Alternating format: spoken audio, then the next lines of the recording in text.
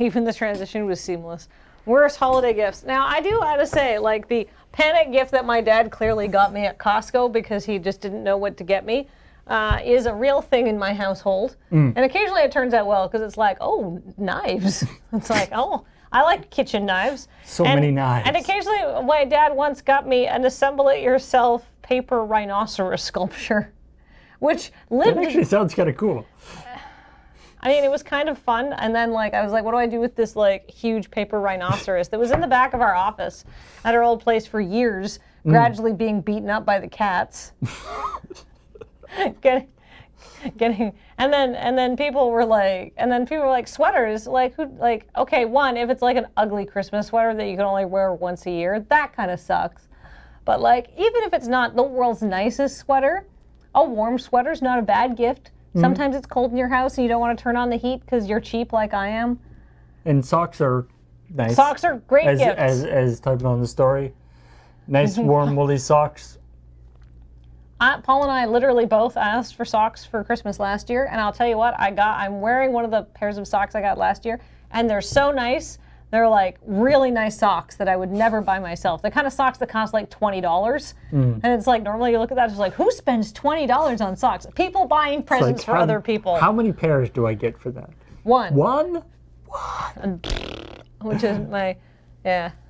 Yeah. It's, don't underestimate the value of, socks. Yeah. I don't like getting socks. All my socks match, so I never have to pair them. I have to say, a pet peeve of mine with the sweaters, not like I have a pet peeve of the whole like ugly Christmas sweaters thing, just because it's become such a thing that there's like companies now that are like producing ugly Christmas sweaters. Yeah, it's not the same. And it's like that's not. No. The whole point is that like it's like, you know, setting out to produce like a B movie or something, right? You know, it's like the point Speaking of is that the B-movies, person giving it thought that it was going to be a nice sweater. Yes, exactly. Speaking of B movies and Christmas, apparently there's a truly wretched movie on Netflix, like a Netflix original movie called The Christmas Prince, and apparently is crossed the threshold from so bad to it's amazing. Like Really? It's come all the way around. So now I kind of have to watch this. The Christmas Prince. Oh, it's like one of them Hallmark romantic comedies, but like it's been hit in the head, apparently. Wow. So I'm kind of excited to see this. I do love a good bad movie, and frequently bad movies are just bad. They're not like so bad they're good. Well, and Christmas is particularly good for that, I think. I think so too. Because everyone thinks that they can make a Christmas movie. It's like, oh, it can't be that hard. All right, so. Stuff of note. Stuff we talked about. So we've covered the Christmas sweater thing. It's just kind of funny. Pokemon Go. Here's the thing. New Pokemon have come out. They've just done this like new weather system.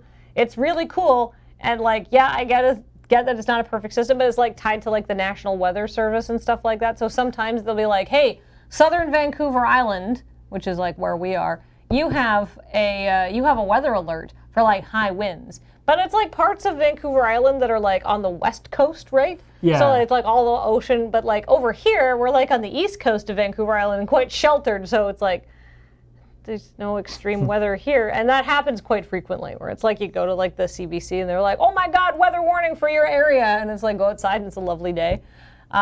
It's like that thing where it's like the, your flight gets canceled because of like fog and you're like, there's nothing. Where is this fog? So, but like, I can't think of a better way for Niantic to do it. They can't become a weather service to supervise it. And yeah, it is like a CYA thing. Like, hey, it's supposed to be a blizzard where you are. Don't go outside. Yeah, because there's this aspect where they are, because there's bonuses or different Pokemon appear in different weather conditions. And then you get like extra Stardust and stuff. And so, yeah, they can't be seen encouraging kids to like go out in terrible weather, in inclement weather. Yes, exactly. Or maybe not kids, but like morons who like drive off the road in like a blizzard and stuff like that. Well, trying to go to a raid or something. If you're using your Pokemon Go while you're driving, that's That's another idea thing. anyway, yeah.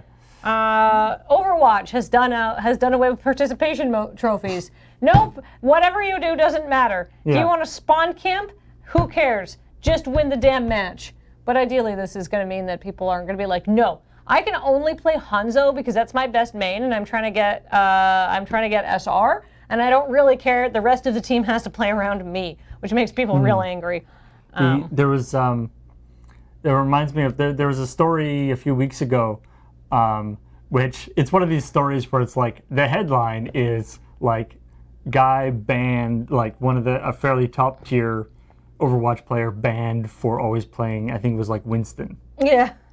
And like, so that's the headline. It's like he's banned because he was always playing Winston. And it's like, what? You can't ban people for just having wanting to play a certain character. That's dumb. Yeah. But of course, the real story, or the real thing, is that he was always playing Winston regardless of what his opponent, his teammates wanted. Mm-hmm. And then when they, if they tried to do things to like force him to be not that character, mm-hmm. he would just like AFK, like he would just tank the game, that particular match. So it's apparently he was banned for playing Torbjorn and refusing Winston. to cooperate with his team. I think it's more the refusing to cooperate. Right, but it's the thing where it's like, the headline of he's playing Torbjorn all the time, so he got banned, is not actually the real reason. It's that he was a real asshole about it. Yeah, I feel like I don't play Overwatch because it makes me sick. But I feel like 3 McCrees, 2 Hanzos, and a Widowmaker is possibly one of the worst team comps that you could have. So let me know in chat if you can think if I'm right, or if there's something could have been even worse.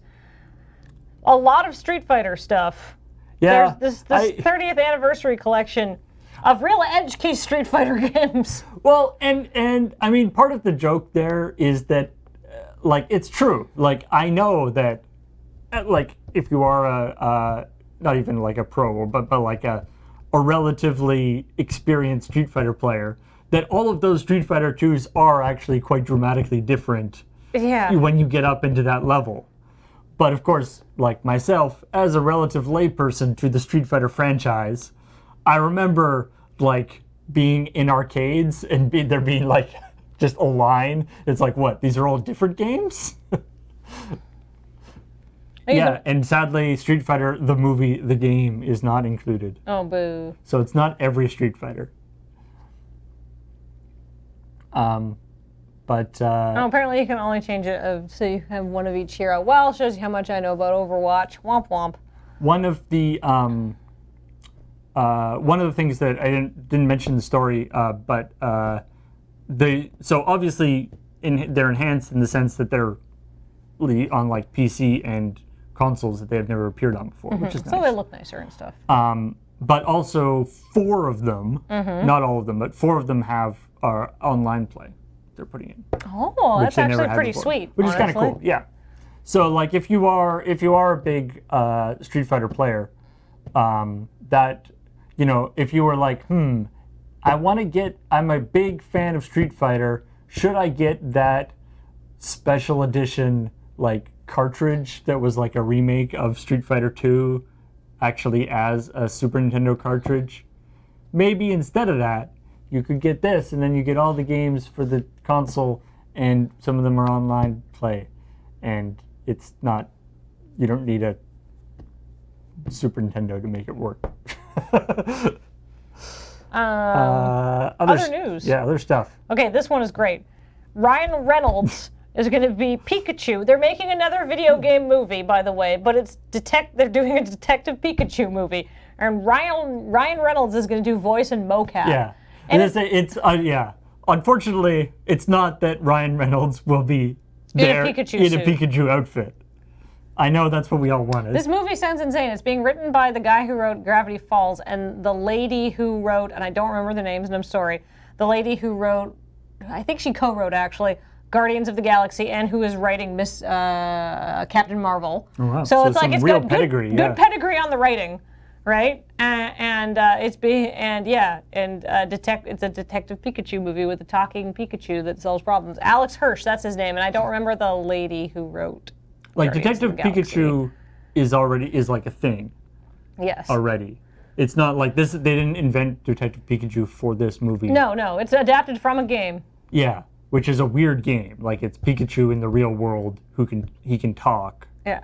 And he solves mysteries. Everything we read said that he's playing Pikachu, so look out for that. Yeah. So I'm very and according to the thing I was reading anyway, it said that he wasn't. It's not that he's just doing the voice. He is also doing motion capture, which Nicole Perlman, that's her name. Which makes me excited. Writer of the upcoming Captain Marvel movie, and she wrote Guardians with James Gunn. She had a writing credit on it. That's why I said co-writer. But she definitely had some writing input on that movie. So it's a good writing team. For background on this story. It came out about a couple of years ago now, and then more and more stuff is happening. That Russia has been doing a massive state-sponsored doping program to mess with Olympic results, specifically in a sort of leading up to the 2014 Sochi Olympics. Obviously, they had a advantage on that. You want to win a lot of medals on home turf. I know that Canada spent a lot of money in the run-up to the 2010 Olympics because they wanted to do really well at the Winter Olympics, and because it was in Vancouver and all of that. And we know what happens when we don't do well in Vancouver. Yeah, right. But we did very well, and so Russia took that a step further by basically being like, it's okay to dope. We're actually going to put state resources into covering it up. So what happened was, after all of this became uncovered and a lot of Olympic medals have now changed hands and stuff like that, the International Olympic Committee has announced that Russia is not going to be competing at the 2018 Winter Olympics at all. Ooh. The whole country is not allowed because basically Cuttlefish Man says they didn't do very well in Vancouver in Italy, and they wanted to resolve it for the Winter Olympics in their home country because it's a national pride thing. And the same thing happened to Russia at the World Track and Field Championships. But I just know the Winter Olympic stuff. So the thing is, the IOC has said, no Russia Winter Olympics Pyeongchang 2018. Absolutely not. If you are a Russian athlete and you are not involved in this doping scheme, because not every single Russian athlete was. There are clean Russian athletes. I'm going to put that out there right now. I don't think they re-awarded the medals that were taken away. I think they just took medals away, at least. Every so often they re-award a bunch of medals, and it always makes news in Canada because we have a lot of fourth-place finishers here. So we get moved up to third? Yeah. So people are like, oh, I got a bronze medal 8 years later. Thanks. Best kind of bronze medal. Yeah. Not all Russian athletes. It's true. Like not all Russian athletes are dopers. I think that would be really disingenuous to lump them all together. And so if you're a Russian athlete and you're like, I wasn't involved in this, I would still like to compete. You can under not your own country's flag. Yeah, you're called a Olympic athlete from Russia. Yes. Not a Russian athlete. Yes, and you won't get to see your flag or hear your anthem, but you can still compete in sort of semi-independently. That is the background to this. Ubisoft is making one of the official 2018 Winter Olympic Games. It's sort of like a spin-off from Steep, and they are not removing Russia from it. Yeah, so I mean, which is kind of weird. Yeah, because these games, these sports games often do lineup updates. Yeah. Right, like if somebody gets hurt or scandals come out or stuff, they do updates. And so the fact that they're not doing it, so you can play as Russia in the Road to the Olympics game, which is a little weird. Yeah, I don't know why they're not taking Russia out of it. I read an article where it's they take disgraced football players out of football games and stuff, but I guess maybe it's too big to take out. It's too many things to patch out of the game, and it's just a huge pain in the ass. But there you go. So if you really are wanting to play for Russia, you can still do it in the Ubisoft official game. I like that there's 2 officially licensed games for the 2018, and it's this and Sonic and Mario at the Olympics. I don't know if Sonic and Mario actually use countries in theirs. Yeah. So Overwatch is getting a holiday event and some special holiday skins. I think it's Hanzo and Junkrat and Roadhog I think, are getting the holiday skins this year. But they're doing a special holiday event. It's Maze Yeti Hunt. You play as 6 Maze going after a very angry Winston. And the Maze win by subduing Winston. And Winston wins by like going around and like picking up meat and like powering up to get real angry. And then the Maze have to run away. And Winston wins if he kills enough Maze. 6 Maze and a Winston sounds like a very strange joke. Yeah. But yeah, Evolve. Yeah, I've heard, or 5 Maze. I've heard some people compare it to Evolve, which also sounds kind of cool. Because Evolve didn't really hasn't really cooked off. So the idea of doing some kind of cool asymmetrical multiplayer in Overwatch seems sweet. I didn't read the A Way Out story. I just didn't even look at this one. So there's two things about A Way Out. So at the Game Awards, which was this last weekend, they were, the Game Awards is used to, they give out a few awards, but mostly they're promoting new games that are coming along. And A Way Out, which is the new game from, what's his name? Or the new, his name is Joseph Ferris, and what did he work on? But so it's this. We saw a preview for Brother. Brother's a Tale of yes, Brother's a Tale of Two Sons. So, and we saw a trailer for this game at E3, and it's supposed to be quite neat. It's like this sort of co-op, almost sort of cinematic experience, and it does like split screens in different ways, and you sort of help each other. And what's kind of interesting about it, though, is that it can only be played co-op. And so, one of an innovative thing that they're doing is, if you buy the game, you can download like basically the demo of the game and play it with another person who has bought the game. So Interesting. So both people don't have to buy the game. Oh. So that's cool. Like that's a neat way of doing it. You only need 1 copy, which because requiring your game to have 2 copies seems like a huge hurdle to get over, right? Yeah, it's when it's a only co-op game. Yeah. So anyway, the developer was coming out on stage to talk about this, to promote this, and he did. But then he also went off on a rather expletive-filled rant. An exciting time was had. Yeah, about the Oscars and how. Fuck that show. And how this. Hey, can I was swear? Fuck that! Yeah, fuck it. And then just like, ooh. That's my favorite part, is that he was saying like, fuck the Oscars. They don't have shit on this. And then he goes to Jeff Kaplan, I think it is. Keighley, I think. Right. And he's like, can I swear? And he's like, it's fine. And then he proceeds to go on a much longer rant. It's like, you had your chance, man. You could have stopped him. And then I think that's really funny is like an EA internal PR document says this guy's great because he's got so much passion. He sort of defended. He just sort of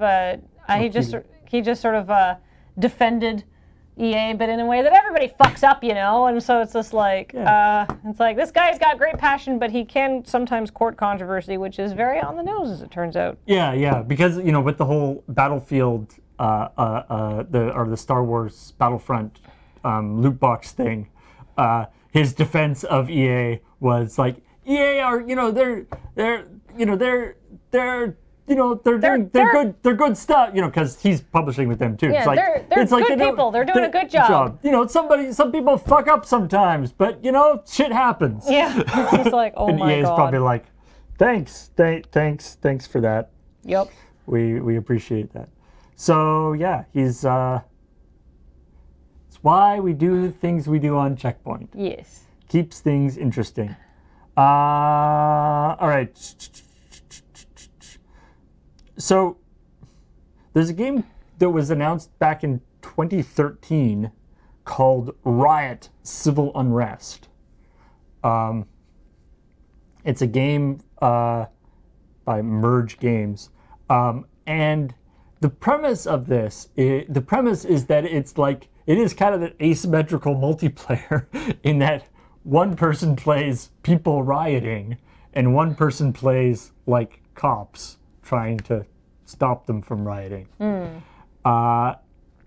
Which seems like a very interesting. It seems very interesting as a topic to tackle these days, and I mean I'm intrigued as to how to do it. It seems like it would be almost impossible to do without causing some severe issues, but maybe that's sort of part of the artistic aspect of it. I guess. But it's obviously going to be hitting some buttons on people. But you have to, and the weird thing is, one of the things that's a little bit strange about it is that, so you have the rioters and then the cops have various things that they can do to try to disperse the rioters, various techniques that they can use, and the rioters have various things that they can do. And so then it's like, and you're going about this, and it's, can be quite controversial and stuff. But then at the end of when you finish the objective or the level or whatever, there's like a thing that it's like you get marked on, how violent. It's like, how violent were you? How many people were killed or whatever? Making it actually. Apparently, the scoring system at the end is a little bit video gamey. I mean, you're playing a video game. Yeah, but it's it's like you destroyed 8 trash cans. Congratulations. You get a point for each of them. Yeah. Bungie 2 has, Bungie has, there's a lot of problems with Destiny 2. One of them is that the Curse of Osiris, now that that's out, sort of locks you out from getting an achievement unless you have that Curse of Osiris expansion, which people are very unhappy about because you're not supposed to, buy PlayStation TOS, you're not supposed to gate achievements behind, expansion content, I believe, at least for the PlayStation. From what I understand, it's basically there's an achievement for, getting all the whatever. Yeah. And because Curse of Osiris adds more, you can no longer get it all. I think it's Night Falls or something. Yeah, you can no longer get it all. I don't play the game, but people are mad. People are very mad about Destiny, but apparently they're going to be working on it and then fixing that. Don't worry, they're listening. I'm going to let... Graham's not here this week, so I was like, no PUBG stories, because I can't come up with any PUBG nicknames. And I don't play Destiny. At this point, the learning curve, not for the game, for people's complaints with it, is too steep. The amount of research required to figure out why everyone is just spewing salt like a fucking Morton salt factory is too much to do in a couple of hours. Expansion for Breath of the Wild, which is supposed to be really good, by the way. The Wild Champions Ballad, sorry, it's the expansion. But the most important thing about it is that when you beat it, you get a motorcycle in Breath of the Wild. It's like a sweet, magic techno-punk motorcycle. Oh, it's sweet. And apparently, doing crazy jumps and tricks within the Zelda world is the most fun ever. Basically, I've seen many variations on the comment where Link's just later Epona. It's just single tears. Quite funny. Woohoo! This is something else that Graham is hyped for, so I didn't want to talk about it, but there's not much to it otherwise. Sony is remastering Medieval. Yay. He's very excited. I was a big fan of that game too. He told me a story about when he got the game. He really wanted it, and his parents really faked him out because they didn't want to just wrap up the game case because it's very obvious that you're getting a PS1 game because it was a PS1 game, right? Didn't play it myself. And so they put the game inside this huge diamond-shaped box, but reinforced it so it wouldn't rattle around. So Graham had to unwrap this irregularly shaped huge Christmas present that was mostly empty. Nice. And he was like, "What is this?" And it was Medieval, and he was like, "Yes!" He was so happy and apparently played the shit out of it. Yeah. It was sweet. I was friends with Graham at that point, and I remember going over there and playing it a good amount. It was a lot of fun. The second game, there was like a Medieval 2 that wasn't good, I think. But anyway, I marked that story because I was like, Graham will probably want to say something about it. Yeah. but now he's not here. It's happening. Medieval supposedly is coming out, so yay. That's basically the extent of that. Yeah, get hype if that's something that you're into, and if you're not, don't shit on other people for it. Let them have their fun. It doesn't take away from your fun. Don't yuck people's yums for the sake of being a harmful asshole. That's not really directed to anybody watching here. Our viewers are nice, but like pass that along next time somebody shits on something for no good reason. Also, the hero of Medieval, it's like Sir Daniel Fortescue, I think his name is. Anyway, he's one of those silent protagonists, but he has an excuse because he has no lower jaw because he's a skeleton, and he like attempts to talk at various times. Anyway, awesome. Yeah, that is the news that we thought was interesting. That was all the news that we could figure out how to make fun of. Yes. So, yeah, it's obviously as we come up to, I am going to suspect as we come up to Christmas and especially as we come to the New Year. Oh, we're already getting articles like, these are the 10 funniest glitches in Dwarf Fortress. Yeah. So, I don't know. We'll have to figure out, maybe we'll do a checkpoint thing like that too.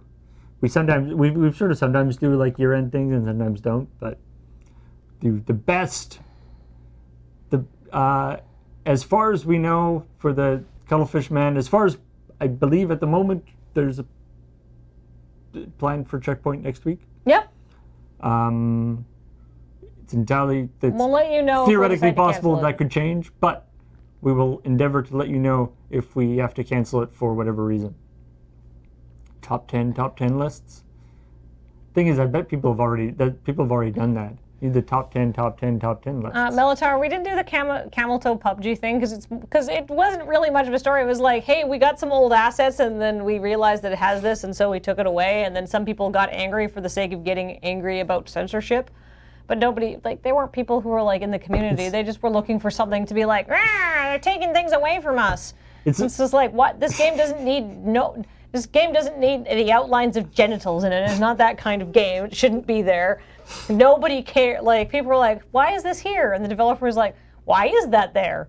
Fuck that. It's not that kind of game. And then people were like, oh, you're taking stuff away. It's like, no. Viewing a labia through a pair of underwear does not enhance the stealth capacity of your character. It's not. And also, I would hope not. I mean, that's maybe for you personally. You know how you play, but I would hope not.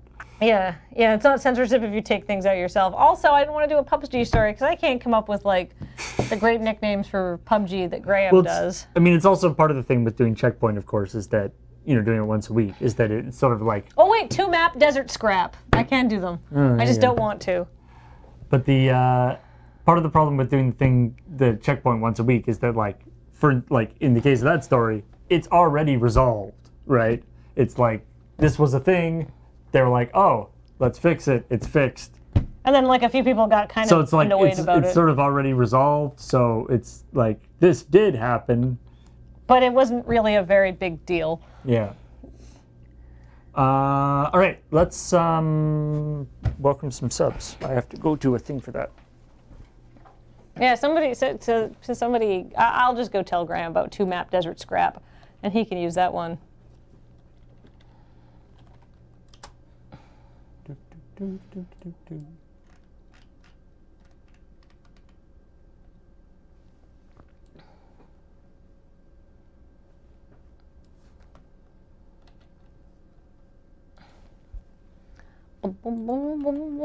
not being quiet. I'm reading chat. All right, here we go. Yeesh. Starting with Melchior for 14 months. Thank you for subscribing for so long, Melchior. And Asakai is a new subscriber. I hope you liked this experience. Mr. Beavers for 5 months. Thanks for all the fun times. Here's to many more months, years to come. And Wasterfui for 15 months. Thank you for your subscription. The Oven Bird for 17 months. I am notifying Loading Ready Run that I have subscribed for a 17th consecutive month. Thank you, the Oven Bird. Pepper Slappin' for 47 months, almost that 4-year hype. Nomi77 for 13 months. Croco King for 35 months says, yay, Kathleen Point. Excellent. Clubby2 for 5 months. Welcome, thank you. Aveyu for 12 months. Thanks for so much more than just 1 year of entertainment, and thank you for supporting us for a whole year. Yay. Edgehead 1910 for 3 months. Coming up more awesome content. I hope that's not your date of birth. Yeah, Bearded Canuck for 20 months.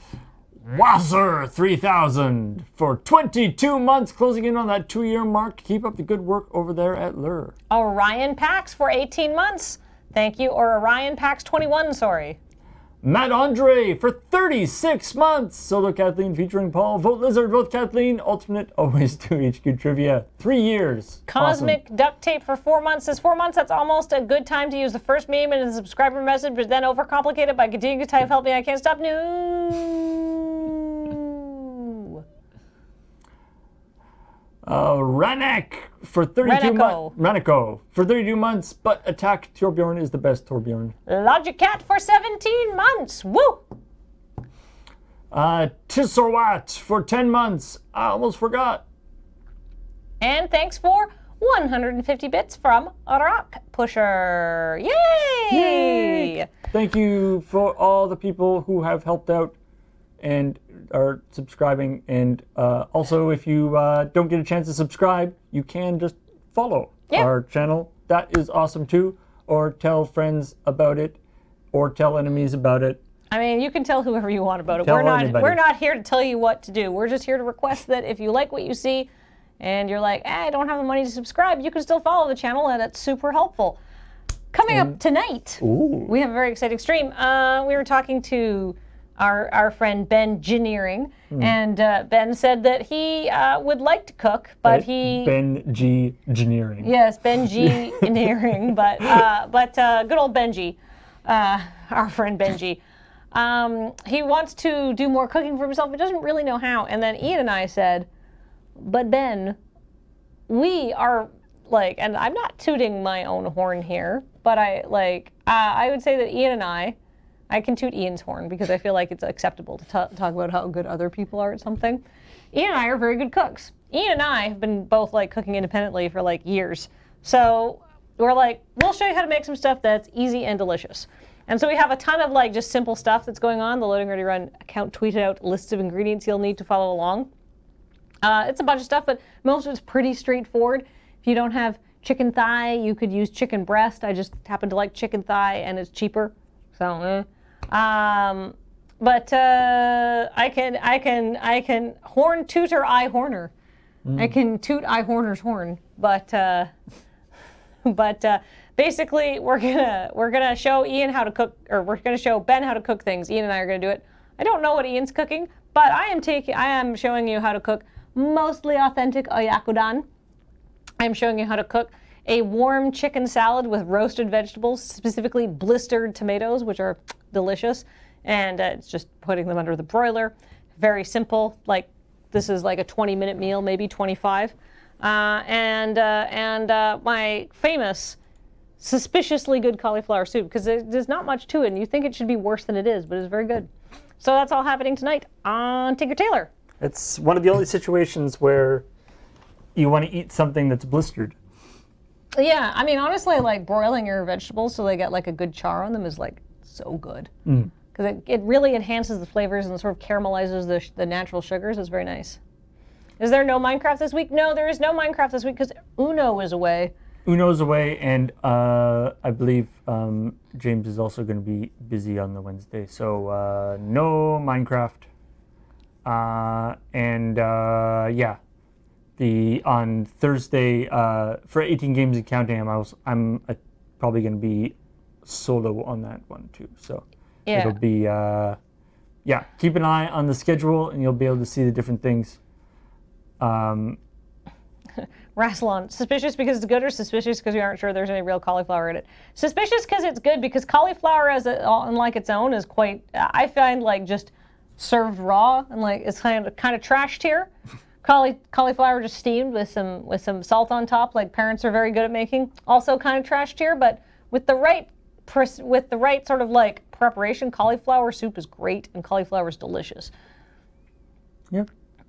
All right. So, and tomorrow, unless the plan has changed, I believe tomorrow for New Day Tuesday, I'm going to be playing some Okami HD. Oh. Which is a new game in the sense that it's a new HD re-release. It's a game that I have played before, but I played it on PlayStation 1. And it's so pretty on PlayStation 1. So I can imagine in HD, it'll be that much, it'll be 4 or 8 times prettier, presumably. Yeah, cauliflower has a very mixed rep in the chat. I like it. But people are like, cauliflower is great. And other people are like, cauliflower is only good if it is paired with cheese. How much cheese can you put on the cauliflower? There are ways to make cauliflower PS2. delicious. All right. Well, it came out for PS2. Yes. Whatever the case, it should be super fun. And yeah, so stay tuned for all that cool stuff that we will be doing in the future. Oh, and also, as there was a slight tease earlier, keep an eye on the our YouTube channel if you are into that unstable magic content, because all this week we're going to have a bunch of bonus stuff that we shot with our awesome guests that were here during the pre-release, which was actually just a release. Well, it's unstable. It was weird. Yeah, that is a fair assessment. All right, so we will see you guys later. Bye. Paul goes and turns off the stream seamlessly. Nobody notices. All right, bye everybody. Bye. Wait. Bye. Bye. Bye. Bye. Bye. Bye.